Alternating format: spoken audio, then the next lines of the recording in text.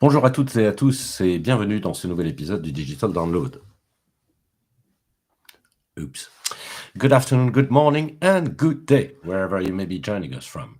Welcome to another edition of the Digital Download, the longest running weekly business talk show on LinkedIn Live, now globally syndicated on TuneIn Radio through ABGR, the world's #1 business talk, news, and strategy radio network. Today on the Digital Download, we're diving deep into the data that defines modern buying behaviors. We often hear that buyers want to remain anonymous and avoid sales calls at all costs. But new research suggests shift.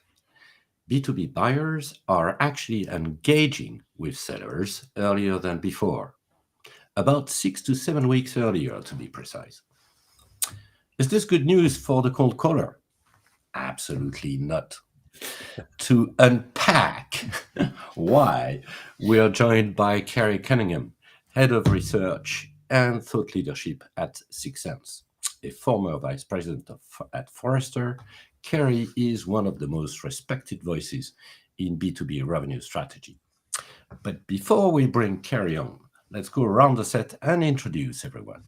While we are doing this, why don't you in the audience reach out to a friend, ping them, and have them join us? We strive to make the Digital Download an interactive experience, and audience participation is highly encouraged. Tim, do you like to kick us off, please? Yes, thank you. My name is Tim Hughes, and welcome. I'm the CEO and co-founder of DLA Ignite, and I'm famous for writing the book Social Selling Techniques to Influence Buyers and Changemakers. Thank you very much, Tim. Adam? Hi, everyone. I'm Adam Gray. I'm Tim's business partner, also co-founder of DLA Ignite. And I cannot say how excited I am to be here today because this is what we've all been waiting for, this conversation. Don't talk to me about it. Yeah, absolutely. Rob? Good morning, everyone. I'm Rob Durant. I am the CEO of U.S. Operations for the Institute of Sales Professionals, and the ISP has one goal: to elevate the profession of sales. Mhm. I'm really interested in what Kerry has to say today because I think there's going to be a lot of overlap. I'm that sure. Right, excellent. Thanks, Rob. And myself, Bertrand Godillot. I am the founder and managing partner of Odysseus & Co., a very proud DLA Ignite partner. As I said this week on the Digital Download, we'll speak with Kerry. We will be dissecting the 2025 B2B Buyer Experience Report and its startling revelation. While buyers are coming to the table sooner due to the complexities of AI, probably, and economic pressure, the game is often already rigged. The data shows that in 95% of cases, the winner was already on the buyer's day one shortlist. Let's bring him on. Hey, Larry. Good to see you guys. Kerry, good morning, and thank you for making this with us. We know this is a pretty early call for you this morning. It's pretty early, but I like it. I'm very happy to be here. I love following you guys on LinkedIn and seeing all of the things that you talk about advancing the conversation. So really appreciate the time. Okay, Kerry, let's start by having you tell us a little bit more about you, your background, and what led you where you are today. Great. So I've been in B2B pretty much all my adult life, which is, you can tell, a pretty long time. So I spent a lot of time actually right on the border between marketing and sales, running a third-party teleservices organization in the Bay Area in California. And that was for 17 years. So worked with probably more than 100 or so tech companies during that period of time. Left, we had an exit from that company, and I spent the next few years in academic research in real research labs. And then I came back and got a job at SiriusDecisions as a research director there. Spent 8 years with SiriusDecisions, Forrester, and then jumped over here to 6sense a little over 4 years ago. and have been running a research and thought leadership practice here at Sixth Sense during that period of time. That's me. I absolutely, there's nothing that I like more than discovering something that other folks haven't been seeing or looking at. And fortunately, I've gotten a chance to do a lot of that over the last few years. And we do have a lot of questions for you, Kerry, today, I'm sure. But I'll start with a foundational question. You talk a lot about the day one reality. 77% of deals go to the pre-research favorite. Does that mean that lead generation is dead? That's my first question. Lead generation is this is it's a bit of a tricky question. Lead follow-up, lead management, lead conversion optimization, and all of that is dead and has been dead for a long time. We just didn't know it. And so when you look at the conversion rates of leads, when I was at Serious Decisions at Forrester, my initial job for a couple of years was to help people try to optimize their lead conversion processes. And what my buddy Terry Flaherty and I discovered is that you can't.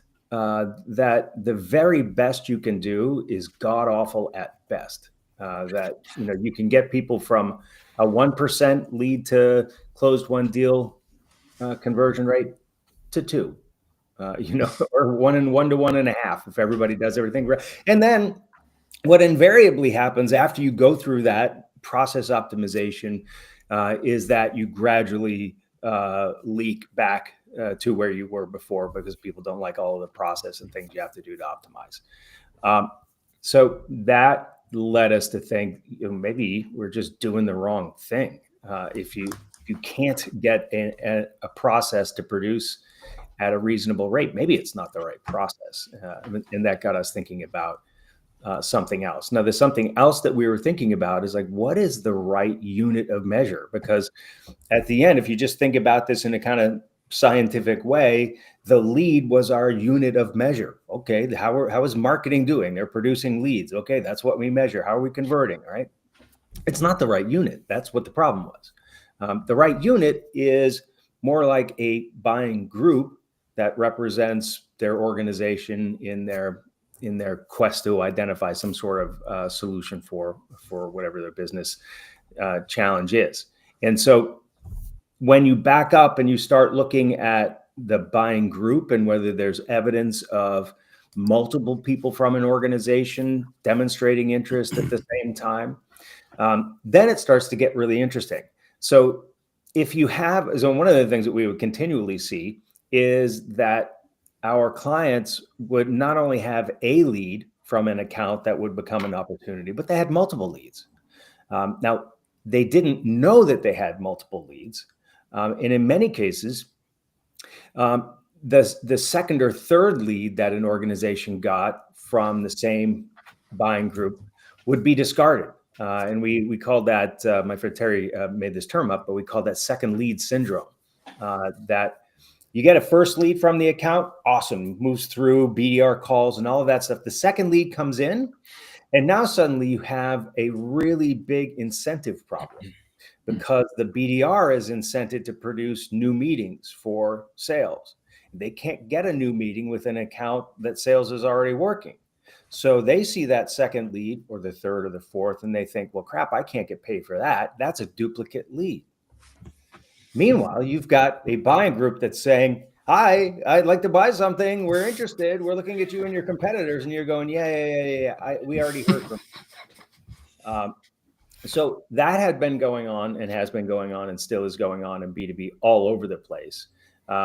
And that's why our lead generation didn't work, right? Because we're discarding virtually all of the signal. We're misapprehending what the signal is. So when we started looking at all of our clients, what we would see is just time after time after time, the average number of leads that you get from a buying group that's in market is 1.5 to 2.5 leads from that group. Now, what we also understand is that a buying group's about 10 people. So does that mean the other 10 people aren't looking at your stuff as well? No. The other 7.5 or 8 people are there anonymously, and they will never fill out a form. All right. So the other thing that everybody was trying to do was optimize or maximize the number of people who will fill out a form. The problem is you can't actually get more people to fill out forms because you keep chasing them down and trying to get them to talk to you when they don't want to. So all of the things that we've done to optimize conversion rates were entirely the wrong things to be doing, and actually made the problem worse. Because, I mean, everybody who's on this call, everybody who's listening to this right now would probably put themselves in the bucket of people who say, I never take phone calls from people I don't know. Yeah. Right. So, you know, all of those things together, that's kind of what we saw over the course of a couple of years. We're like, okay, we're actually doing it wrong. So yeah, you can generate leads, but if that's what you're trying to do in order to pass leads off one at a time, that's going to fail spectacularly the same way it does and has, you know, for the last 15 years.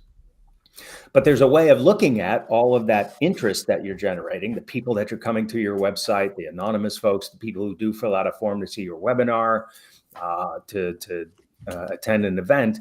If you can look at those things holistically and say, oh, shoot, you know, here's an account where we have 6 people demonstrating interest, whether they're anonymous or not. And here's an account where we have 1. Well, where should we go spend our time? And that's really what we need to do. So there's a very long answer to a very simple question, but that's kind of what we see. That is absolutely great. Perfect.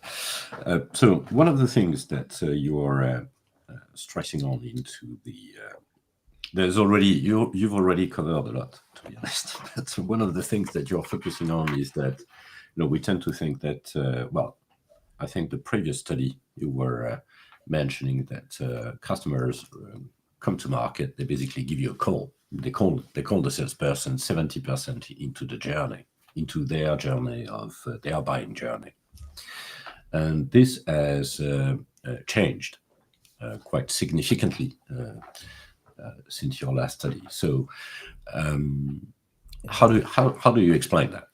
Yeah. So, in the past, what we saw very consistently, in fact, we called this the point of first contact constant, which was we jumped the gun on that one a little bit. So what we saw for a couple of years straight was that buyers incredibly consistently would say, we first engage with sellers about 69-70% of the way through our buying journey. And then this year we got the data back, and that number was 61 and not 69. In various parts of the world, it varies a little bit, but it came down everywhere. And, you know, so having, called it a constant for a couple of years, we had a little panic attack and then dug into the data to find out what was going on. Now, everybody's first idea was, well, they're using ChatGPT, large language models, to do their research, and that's going to be accelerating things. Well, we asked a bunch of questions this year about how buyers were using those things, and to our chagrin, that didn't explain. Everybody was using LLMs. 94% of buyers are using LLMs, so that's great. The problem is when you look at the 94% who are using LLMs in their buying process, their point of first contact was at 61%. But the 6% of people who were not using it were contacting sellers at 55% through the journey, even earlier. So what that told us was LLMs cannot be responsible for the shift earlier. And we put it in regression models and all of that. It just didn't account for any of the difference. Same thing with every variable that we had. We couldn't account for we could account for less than one of those 8% percentage point difference in what we had. So we worked with our partners and put together a couple of hypotheses. You know, we just looked at like what's really changed over the last year or so.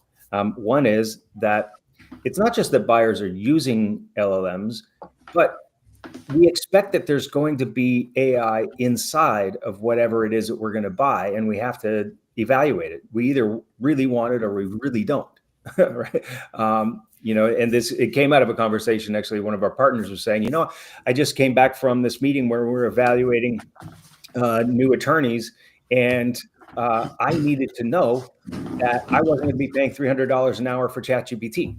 So, and I thought, I think that everybody is having to do that, and we haven't evaluated AI inside most of the things that we buy yet, and so that's a thing that's changing. Let's ask some questions about that and find out. The other thing, of course, and I apologize for this on behalf of our country, but is tariffs and the global economic uncertainty and all that's been going on. So we went back out, did another survey, and asked people about that. We also asked them about their buying journeys and when they engaged. That our initial data was validated in the second survey. But what we also found was that buyers, when we asked them, did the economic uncertainty change the timing of your interaction with sellers? They said yes. Overwhelmingly yes, made it our buying process shorter, and we engaged with sellers earlier because of economic uncertainty, which I can explain in a second. And then also, because we had to evaluate AI inside whatever we were buying, and we hadn't done it before. One, we're in a hurry to get this done because we could lose our budget. Things aren't going great. We want to spend our budget. I want to get this new tool new platform or whatever, so that it can help us get to our goals. And we've got this other thing that we have to evaluate that we haven't done before. So let's hurry up and get there so that we can go find out, what the AI is doing and whether it's okay and which one we like. So those two things combined both compressed buying cycles and further compressed the point at which they want to talk to sellers, because while buyers can get most everything that they know or they need to know about vendors from either their experience, which is really where they get most of it, or from websites and peers, they can't get how are you using AI, because it's not on your website. It wasn't in your product last time we bought it or evaluated it, and my peers don't know about it either. So I'm going to have to talk to sellers about that. So that's driving that earlier. But what was really fascinating was we literally asked, did you put your short list in order of preference before talking to sellers? 94% again said, yes, we put our short list in order before talking to sellers. So they compressed everything, including coming to that preliminary decision about which vendor they wanted to buy from. So Kerry, thank you so much for coming on and talking about this. One of the things that you've also done this year is also given more detail in terms of it's not just 70, the 70 or the 60% as it is now. You've actually broken that down. So my understanding is that you've broken that down as saying, because we've taking a step back, we've always had this notion, haven't we, of there's 5% of organizations that are in market and 95% of organizations that are out of market. And pretty much all of the SaaS VC-driven business that's happened in IT over the last 10 years has had that as an assumption. And what you were saying is that there was, and if we just pick those off, 2% of people are in a purchase decision, 4% of people are in a decision, 17% are in consideration, 17% are in awareness, and 60% are basically what you call sleeping targets. Yeah. And the other assumption that we've made is that when buyers go out, what they do is that they read our content and they inform themselves about the solutions. So there's two things at play here. One is they're not actually going out and informing themselves because they actually already know who they want. And we have this 34% of the buying process where, as far as the client is concerned, they are there's an awareness, they're establishing a short list, they're updating their knowledge, they're debating requirements. But if you phone them, they're not actually in market because nobody wants to be a piece of meat in a CRM. Right. Not until they're 70% of the way through the process that they actually contact the salespeople and they declare, here I am, and I'm buying. So there's this situation where, as a salesperson, we have an ability to influence the account, except we don't because we go about it the wrong way. Right. Yeah, that's exactly it. And so, and you've got all those numbers, right? I just want to caution everybody. I was reading it off a slide. Yeah, no, you got them exactly right. And I would just caution everybody, the best thing to think about is roughly 60% of your audience is just not in market. Even your best target accounts, they're not in market now. About a third of your audience is probably in early stages of a buying journey where they're seriously looking around, but they're really nowhere near actually buying yet. Yeah. And then that 5% that we talked about, well, we see 6% in the data. It's going to be plus or minus a couple of points. So it's right around there. Those are the only ones who are really at the sharp end of the stick where they're really ready to buy. If they're at that sharp end of the stick, they've already decided that's what we were just talking about, right? They're largely, there's not much you can do at that point. And you said that those people mainly have had 8 purchases.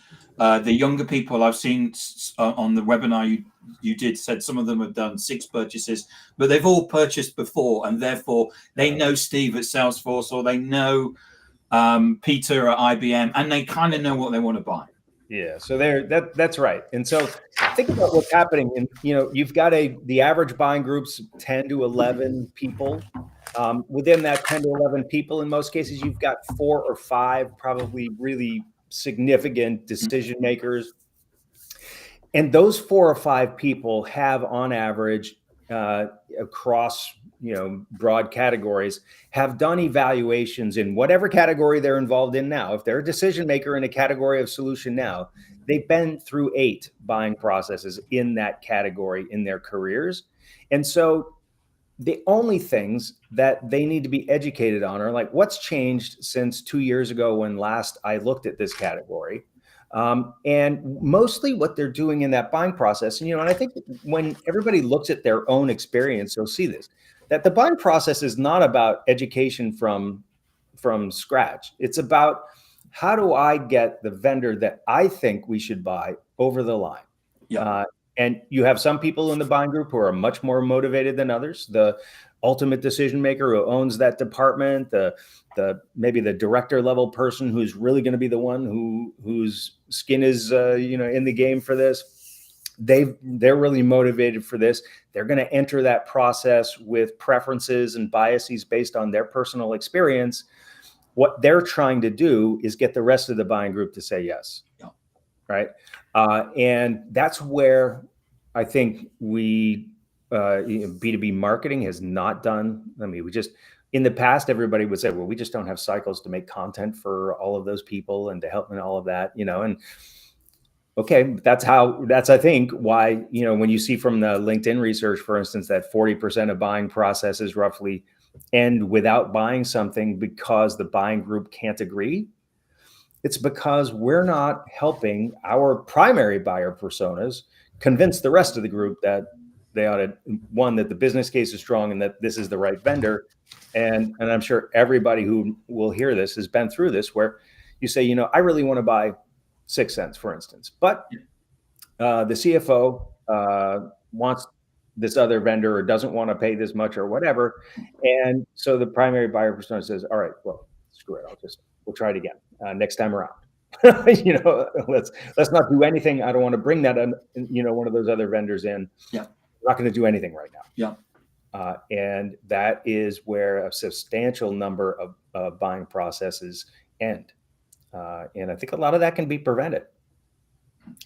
So, Kerry, if I hear you correctly, 5%, 6% up to 40%, what you're not describing there is demand generation. What you are describing is demand identification. Right. That dramatically changes the way marketing operates and the way sales operates. Yeah. Are they changing? Yeah. So I think not so much changing. What's changing is our understanding of it.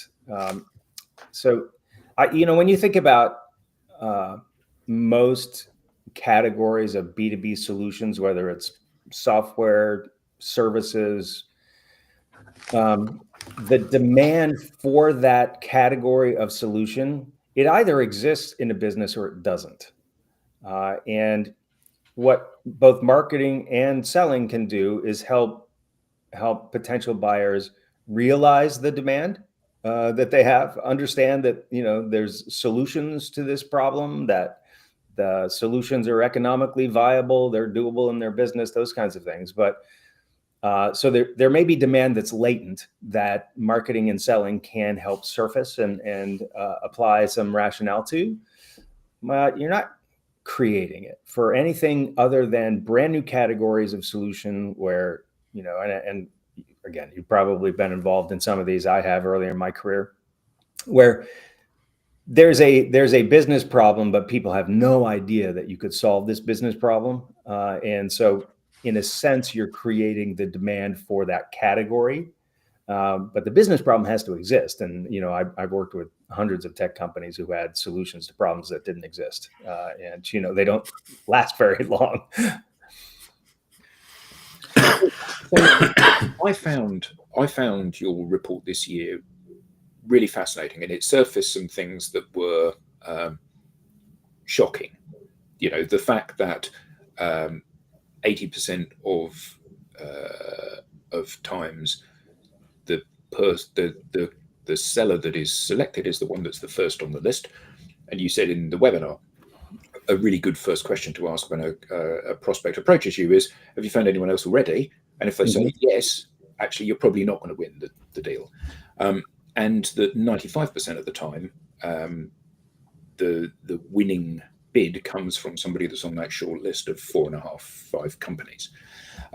So that I found shocking, but largely much of the data and the research underlined stuff that we knew from last year. And although there were shifts in that, clearly, we've moved from 70% to 60%, and now we've got some visibility as to why we've moved to earlier in the buying cycle. But you began the conversation by saying lead gen just simply doesn't work anymore. BDRs, basically they're not doing anything. That whole part of the business isn't doing anything. So that comes as no shock to us, because that's a drum we've been banging for a while. It comes as no shock to you. It comes probably as little of a shock to sales leaders. However, every company is still structured in that way. Right. So why have we ended up in this ludicrous situation where companies invest huge amounts of mind share and effort in doing something that they know in their heart of hearts doesn't work anymore? Yeah. How can we change that? So I hope everybody in B2B gets to hear that question, and that I answer it in a way that is good enough to help people understand this. So you're exactly right. That is the situation. We have, and I'm having these conversations with people every day. We're doing these demand gen lead production things. We're following up with BDRs, even though we now know that that's not how it works, that you literally cannot cause a buyer to engage with you at a time other than what they were going to do anyway. And think about this. Let's say that you sell software for Oracle or SAP or whoever it might be, right? You sell a human capital management software system. Companies that are in your audience go out into market and they look around and they're in market for 6 months, 8 months, evaluating you and your competitors. And they've decided to buy it, and they come to consensus about which one they like and who's second, third, fourth. Is there any chance that if you're first on that list at the end of that period of time, that they're then going to ask themselves, now, which of these vendors has called us? Oh, our number one vendor hasn't called us? Well, let's move on to number 2 then. I mean, it's absurd, right? If you're a brand that your buyers are evaluating and you're on their list, they're going to get in touch with you. And the fact that you're calling them can do 2 things. One, if you're calling and emailing and you're providing content and experiences that help them prefer you, that moves you up the list. If what you're doing is saying, can I get a meeting? Can I get a meeting? You ain't going to get the meeting, and you're just annoying people, right? And that's it. Hopefully your buyer won't take that into an account when they're looking at who's first on their list, that they're looking at the application, the solution, and that's how they decide, right? But if you're annoying and your competitors are helpful, that's not going to help you be on the top of the list. So I think that kind of everybody going through that little mental exercise for themselves would be good. Now, I've heard plenty of marketing and sales leaders saying, yeah, I only bought from this company because they had such a great, and I'm like, one, you're full of crap. I don't believe that for a minute. But even if that's true, that's unusual, and you shouldn't make decisions that way in business, right? That's not good. Don't tell people that, right? So why do we keep doing it? Because it's the only thing that we have in place, and it's the only thing that's measurable in a nice, easy, direct way. So one, I in something I wrote on LinkedIn a while back, I called it the only door problem. Like, there's been one door to your business, only one way to get in, and so that's the way people have been coming in, and so you think that's the only way people can get in. What if we close that door? How are they going to get in? Well, you open up some other doors. Your buyers will walk around to the back of the building and knock on that door, or do whatever they have to do, right? So that actually is one of the biggest mental model problems people have with this, is just that's how it worked. And for the people who are in leadership in those companies, or if they're on the boards of directors or they're of the VCs who are ever funding those companies, those people made their fortunes and made their fame in a world in which they thought that calling and emailing people incessantly was how they got it done. What was actually working is that was the only door, and they had a good product. And so people were coming through that door in droves. And yeah, if you're out being very aggressive in market and you're the biggest presence in market because you're out there being aggressive, nobody's going to miss you. If you're a small brand, great. If you're a small unknown brand, you have to be more aggressive in getting people to know you, but just asking them for a meeting is not the way to do it. And that's what everybody's been doing. But the other thing is, it's just so easy to measure leads, and it looks like it would be the right thing. Right? So leads coming in, I can count, I can see a conversion rate. It's very simple. I can put it on one slide. I can see a number go up and down all the time. And I don't have to think about how complex this actually is, that it takes 9 months and 10 people or 12 or 15 people to buy something from us. And there are a complex of influences, many of which we don't have any control over. Well, I don't want to think about that. How many leads did we get? That's really where we are. And so I think it's very difficult to get. Now, I've been talking about this same thing for 8 years now. It's difficult to get people to move off because it's just so easy and clean. I've got a conversation with somebody this afternoon who 100% knows that the lead-based world doesn't work, but does not have a defensible approach to take and say, here's a direct thing I can tell you that I'm going to improve. And when you tell people, you know what, we're going to watch for engagement from our target accounts, and when engagement goes up, we're going to do this and that's and this, and this is the, that's actually right, but it doesn't sound good for people who think that B2B creates demand and that a lead is the indication of that.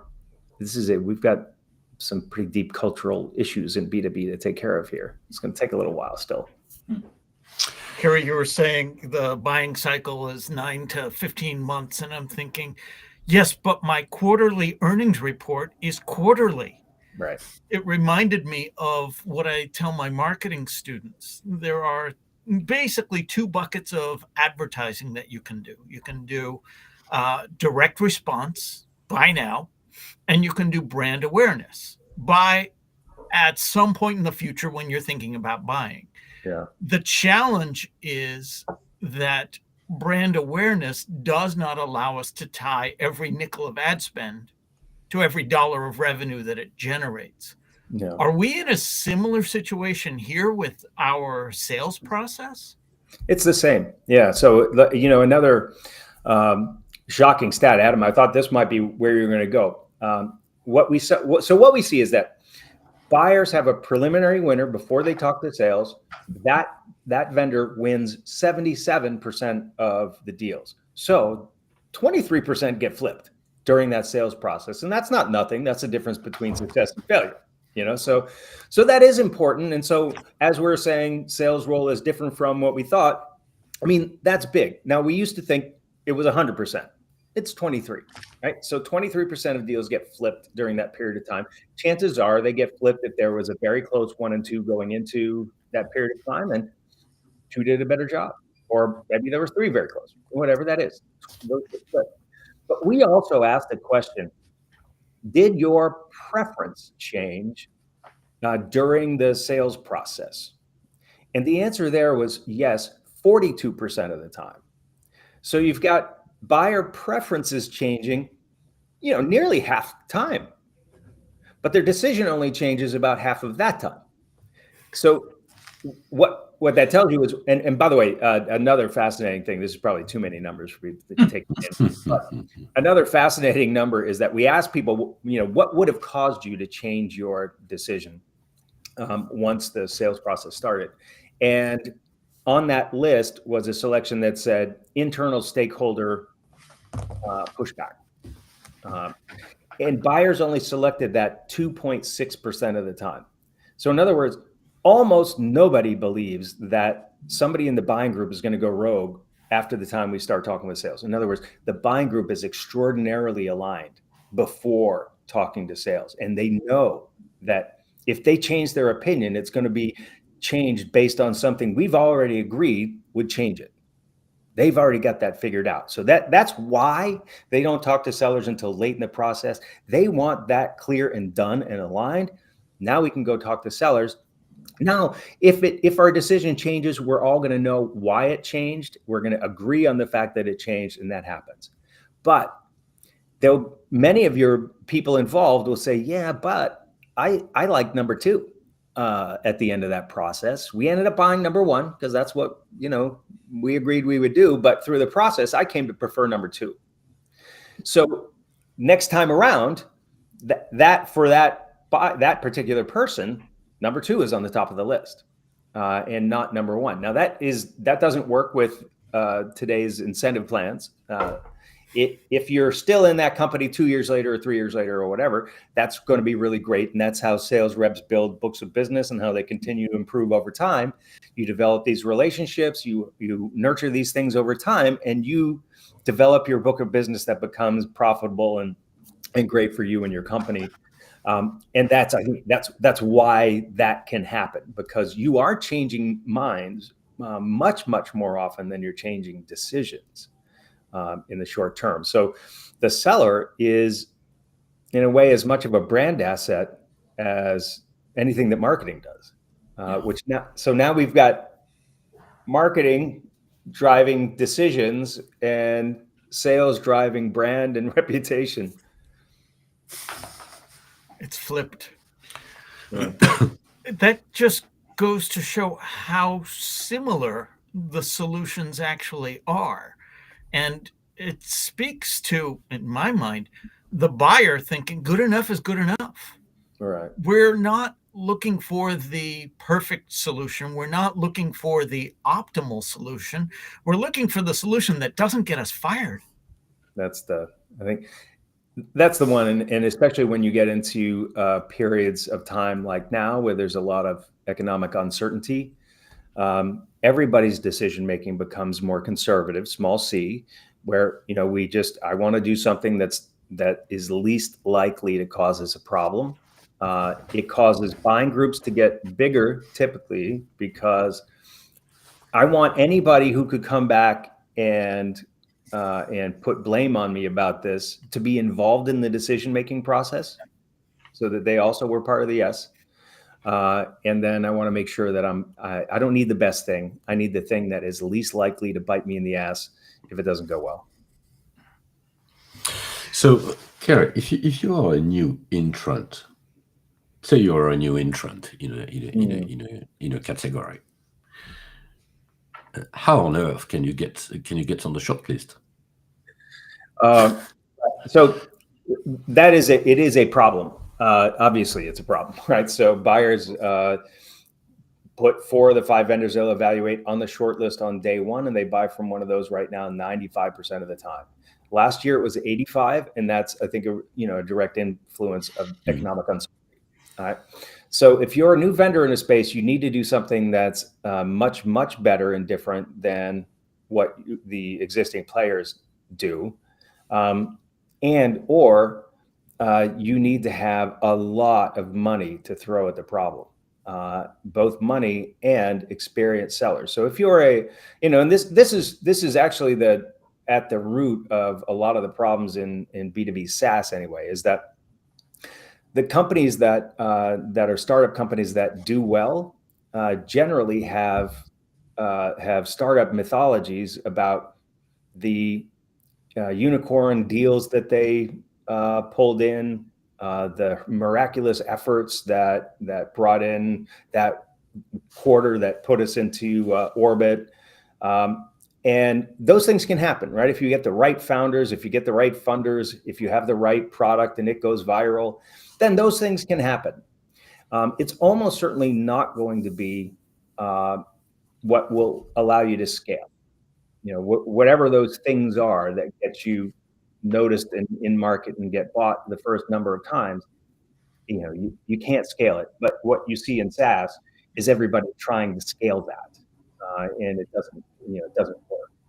Because if you've got a founder, if you've got a founder that's well known, that doesn't scale. You'll get some traction from it, yeah. But it's not something where you can just keep cranking the handle, is it? Because you can't make the founder work any faster. Right. Yeah. And there are probably only so many people in the world who really cared about your founder in the first place, and you draw from that well, and then you're kind of done drawing from that well. And also you have to prove it, right? You have to once you've made those sales, you actually have to help your customers be successful, and that's often not the case. So it is very hard for a new entrant. Now, if you're in a new category, then you're on a level playing field, and maybe you're the only one in that category. And that's often where the big startups come from, is new category, addressing a need that was previously unaddressed, or addressing a need in a very different way. Cloud computing, AI inside stuff are examples of where you're doing something so completely different that you're the only one doing it. And so your problem then, again, solved by founders, by funders, by PR and things going viral. But those are kind of white swan events, if you will. They're not things that happen every day, and they don't happen in most companies, obviously, because most companies never succeed. So those are not things you can count on, and then you have to just get back to the fundamentals. So I mean, it's a bit like I know a CRM vendor that did an influencer event where they asked loads of people on LinkedIn. It was a LinkedIn takeover, and that's one of those things where you can do that, but that doesn't scale. You actually need to have a way. You need to have a methodology and a process that you can use, which is an ability to crank a handle, isn't it? It's a way of how can I actually crank that faster. Yeah.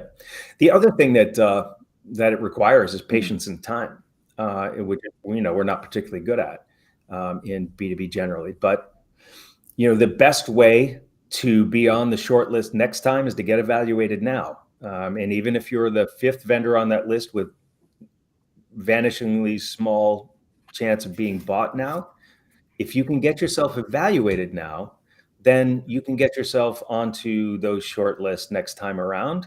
And it's, I talk with a bunch of my kind of marketing friends about this.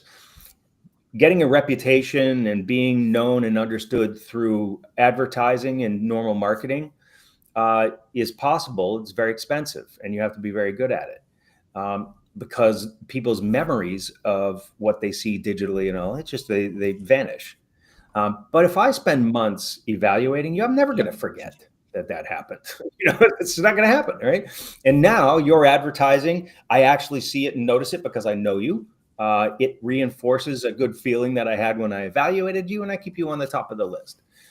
So there's where I think if you are a brand new company, you do have to beat the bushes hard get into evaluations, even if it's way too late to actually win, because that's your really only chance of having scalable processes later on. So that's probably one of the doors. Sorry, one of the doors that you were mentioning. One of the alternative doors. Yeah. that you were mentioning. So one of the things that Rob said about in quarter, we get a lot of people basically saying that if you can't show that you're going to generate a lead this quarter, I'm not interested. Yeah. Right. Yeah. What do you think? A lead this quarter, a lead that you get this quarter that responds to you is somebody who's been in market for 6 or 8 months, and what they're responding to is, I've already put you on the short list. I did that a long time ago, and if I decide to respond to your BDR SDR now, it's because you're already there, and you may be at the top or the bottom, but that thing that you're doing to cause me to interact with you is not the thing that's causing me to interact with you. And so this is something I'm talking about with both marketers and sellers all the time. Your current quarter campaign did not cause your current quarter pipeline unless you have a 2-month sales cycle. It's not because I know I've discussed attribution with you on LinkedIn before, and it's about how do we connect. Do we actually have a cause and effect? Yeah, there is a cause and effect. It's just, and this is why this is such a difficult sell, to be honest with you, in boardrooms or whatever, is because it's a really diluted effect with a big time lapse. So it literally, I put you on the short list 6 to 9 months before I become an opportunity for you. If you don't win the first 6 to 9 months, it doesn't matter what you do in the last 3, essentially. And that last campaign that you're running, and right before I became an opportunity, it's got nothing to do with it. It just happened to be there. But that's what's hard in B2B to get people to understand, is that buyers are going to touch your company. If a buying group is going to buy from you, they're going to touch your content, experiences, BDRs. There's going to be 1,000 touches or something, across. There's going to be so many touches across those years, and plus influences from prior years. We want to be able to say this thing did it, or that thing did it. It just unfortunately doesn't work that way. And every time we say, let's put more money into that campaign, it generated more leads, we are funding a lie. It's just, it doesn't. So we're investing in the 23% instead of focusing on the 77, right? Well, yeah, essentially. Yeah. So you used the word holistic earlier, about going back and looking at the whole process in a more holistic way. And it strikes me that every single organization that we talk to has the same challenges. They have campaigns that are flatlined. They've got email lists that are worth nothing, that they can't harvest any value from. They've got pipelines that are empty. And when they have got stuff in the pipeline, it doesn't close, or doesn't close when it's supposed to close, because simply they have no way of generating meaningful conversations with people that are going to buy today, tomorrow, next year, whenever it may be. Yeah. And it strikes me that everybody is on that plane, and the plane's going down. And the opportunity is for organizations to look at this process and say, actually, we're starting from the wrong place if we try and fix this. We've built this kind of we've built this dream that if I do A enough times, I get B, and if I do B enough times, I get C. And actually, none of that works. A, because of the complexity of this, but B, because actually, for 15 years, we've been hearing the buyer has changed, the buyer has changed, the buyer has changed, and the sales process has not changed to reflect that. Mm-hmm. So is the win there for organizations that say we need to completely reimagine how we go and engage with buyers and what our expectation of those buyers is? So we forget this, I'm going to reach out to you today with a telephone call which lands at a lucky moment and then you buy from me. Well, actually that's a fantasy. So it is the win there for organizations that say we need to junk that and start again from scratch? It is, and you guys are very discreet about not talking about your particular business or what you do for folks. But I think it's incredibly important that companies and sellers be present in the market with the people you'd like to sell to, participating in their daily lives. Right? This is something I talk about a lot, and I think to Six Senses horn, like we do a lot of things to support the people that we want to sell to, doing their jobs and having a better experience of their careers. CMO communities, BDR communities, women in marketing, women in revenue communities, lots of things that we do that are very indirectly related to what we do. We just are supporting the communities. We're there for the people that we want to sell to, improving their lives. And I think everybody has the opportunity to do that on social media and using your presence to help educate the audience, help, bring something to the work lives of the people you want to sell to. That isn't just, can I get a meeting? And I think we all want to live in that world that looks like that, where we're doing that. But we get so caught up in the day-to-day, but are they a lead and did I get a meeting? We have to be able to do the longer tail work of understanding who our audience really is, understanding what matters to that audience, both directly related to our solutions and not, and then participating in the lives of that community of practitioners of whatever it is in such a way that we're top of mind for them, that they would like to buy us. Like I use the term that we need to motivate buyers' reasoning. That's really what marketing is for, but sellers do it also. How do I get them to want to look at our numbers and say they're good, right? If we say our solutions are highly comparable with our competitors, how do I get them to look at what we say about our solution and think, you know what, that's a little bit better, even though it's exactly the same? Why? By being a brand and people that they want to do business with, right?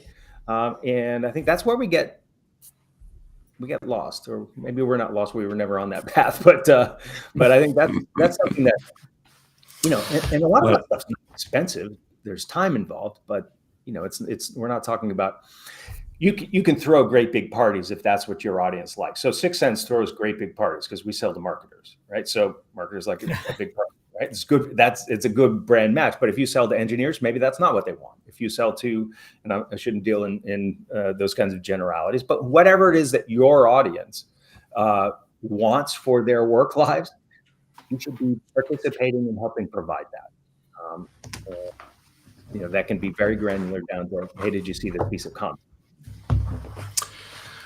All right, Kerry, thank you so much. I think we could speak that was for amazing, hours. We Kerry. could speak Thank you for so hours, much. but it was really good. Where can we learn more? Where can we find you? LinkedIn, of course. Yeah, so lots there. And then sixsense.com / science of B2B. That's what we call our little research and thought leadership practice. And we have absolute tons of content there and no forms. So you can access that content without telling us who you are. Absolutely. And to clarify, that's the number 6, SENSE.com. That's right. Sixsense.com. And then I think that the webinar that you did, was it a week or so ago? We're doing this on the 5th of December, 2025. Adam and I talked about it afterwards. It was probably the one, if you're going to watch one webinar, apart from this one, of course, it's watching that webinar and you walking through over an hour with your colleague about what that research has done step by step. It was just fantastic watching it. So thank you so much for the time that you put in to this. And all of the details on that. Yeah. And all will the be backup, available. Images and everything is fantastic. Sorry, I'll shut up. No, that's okay. That's okay too. But if you want the details, the URLs, etc., and the insights, you can screen the QR code on screen, or visit us at digitaldownload.live/newsletter, because everything will be in there. Carrie, on behalf of the panelists and everyone here, thank you so much for joining us My today. pleasure. Always Thank you, That's Carrie. outstanding show. Thank you so much. Fantastic. See you next Thanks, time.